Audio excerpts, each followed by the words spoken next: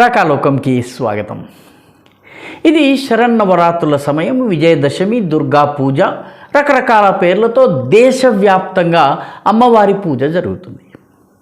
కోట్లాది మంది భక్తులు లక్షలాది మందిరాల్లో అమ్మవారిని వివిధ రూపాల్లో ఈ శరన్నవరాత్రుల సమయంలో సేవిస్తారు, తపిస్తారు, తరిస్తారు.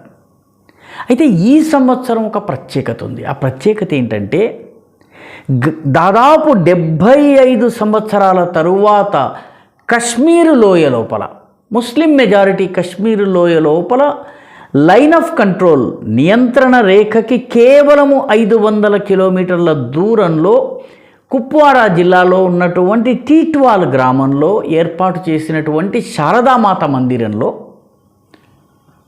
శరన్నవరాత్రులు జరుగుతున్నాయి.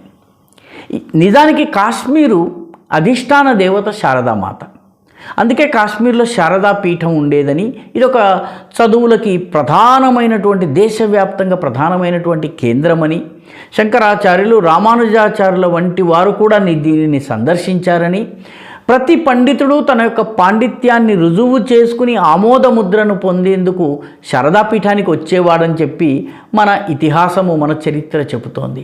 అయితే దేశ విభజన సమయంలో 1947 అక్టోబర్ 22న పాకిస్తాన్ మూకలు కాశ్మీర్లోకి చొచ్చుకొచ్చినప్పుడు ఈ ప్రాంతము పూర్తిగా వాళ్ళ వశమైపోయింది.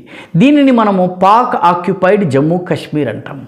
అటువైపు ఉన్నటువంటి భాగంలో నిజానికి మధ్యలో ఉండేటటువంటి నది ఉంటుంది, కిషన్ గంగా నది అని. దీన్ని పాకిస్తాన్ నీలం నది అంటుంది.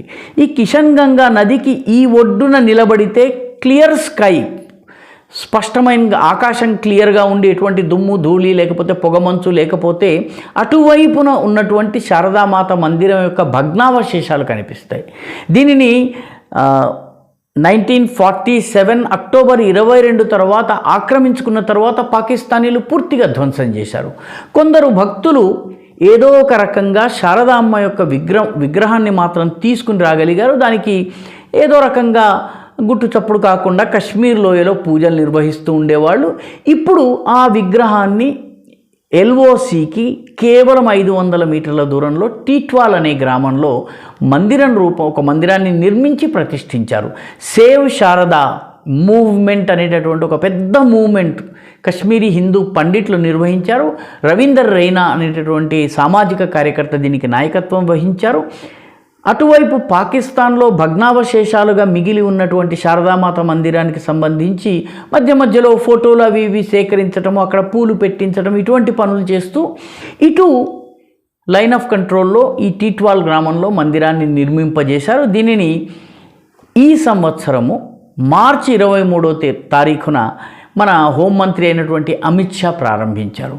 అంటే కశ్మీరులో శారదామాత లేదు అని అనుకోవడానికి లేకుండా ఆక్రమిత భూభాగంలో ఉన్నటువంటి మాతను 75 సంవత్సరాల తరువాత పునఃప్రతిష్ఠించి మన భూభాగంలో మందిరాన్ని ఏర్పాటు చేసుకున్నాము.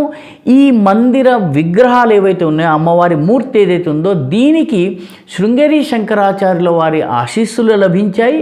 వారి ఆశీస్సుల తరువాత ఇక్కడ ఈ విగ్రహాలను ఊరేగింపుగా తీసుకెళ్ళటం జరిగింది. ఈ సంవత్సరం అక్కడ మొట్టమొదటిసారి శరన్నవరాత్రులు నిర్వహిస్తున్నారు. అమ్మవారిని వివిధ అలంకారాల్లో అలంకరిస్తున్నారు. కశ్మీర్లో ఉన్నటువంటి, కశ్మీర్ బయట ఉన్నటువంటి, జమ్మూ ప్రాంతంలో ఉన్నటువంటి కశ్మీరీ హిందువులు ఇక్కడికి వస్తున్నారు. ఈసారి జరుగుతున్నటువంటి కార్యక్రమాల ప్రత్యేకత ఏంటంటే, హంపి మఠానికి చెందినటువంటి స్వామి గోవిందానంద సరస్వతి వారు కిష్కింధ, కర్ణాటకలో ఉన్నటువంటి కిష్కింధ నుంచి ఒక రథయాత్రగా బయలుదేరి ఈ రథయాత్ర దేశమంతా కవర్ చేసి ఇప్పుడు టీట్వాల్కి చేరుకుంది. టీట్వాల్లో జరుగుతున్నటువంటి పూజలను స్వామీజీ పర్యవేక్షిస్తున్నారు. ఒక రకంగా చూసినట్లయితే సేవ్ శారదా కమిటీ పాకాక్రమిత భూభాగంలో ఉన్నటువంటి ఆ మందిరాన్ని పునరుద్ధరించలేకపోయినప్పటికీ దాదాపు 75 సంవత్సరాల వ్యవధి తరువాత ఏదో ఒక రూపంలో లైన్ ఆఫ్ కంట్రోల్కి ఇటువైపున ఈ మందిరాన్ని ప్రతిష్ఠించటము, అక్కడ శరన్నవరాత్రులు నిర్వహించటము, రానున్న రోజుల్లో ఇది ఒక పెద్ద తీర్థక్షేత్రంగా మారటము, దీనిని రానున్న రోజుల్లో దేశవ్యాప్తంగా ప్రపంచవ్యాప్తంగా ఉన్న కశ్మీరీ హిందూ పండితులతో పాటు హిందువులతో పాటు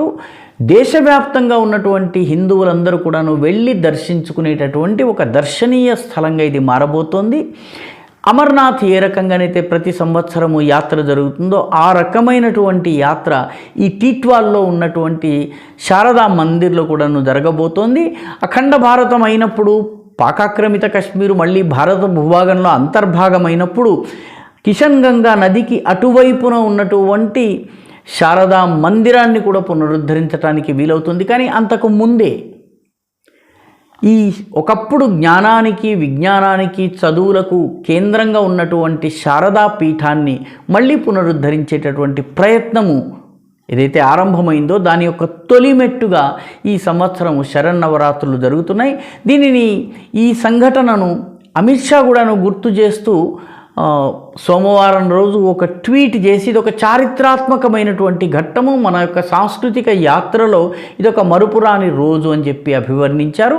ఇది ప్రతి సంవత్సరము జరగాలని, ఈ మధ్యలో ఉన్నటువంటి నదిని దాటి వెళ్ళి అసలైనటువంటి శారదామాత మందిరంలో కూడాను భవిష్యత్తులో ఇదే రకంగా శరన్నవరాత్రులు జరగాలని, శారదాంబ యొక్క వైభవాన్ని కీర్తించి స్తుతించేటటువంటి స్తోత్రాలు అక్కడ కూడా వినపడాలని కోరుకుందాం. ఈ వీడియో మీకు నచ్చినట్టయితే లైక్ చేయండి, షేర్ చేయండి, ఈ ఛానల్కు సబ్స్క్రైబ్ చేయండి. మీ అభిప్రాయాల్ని కామెంట్ల రూపంలో తప్పనిసరిగా పంపించండి.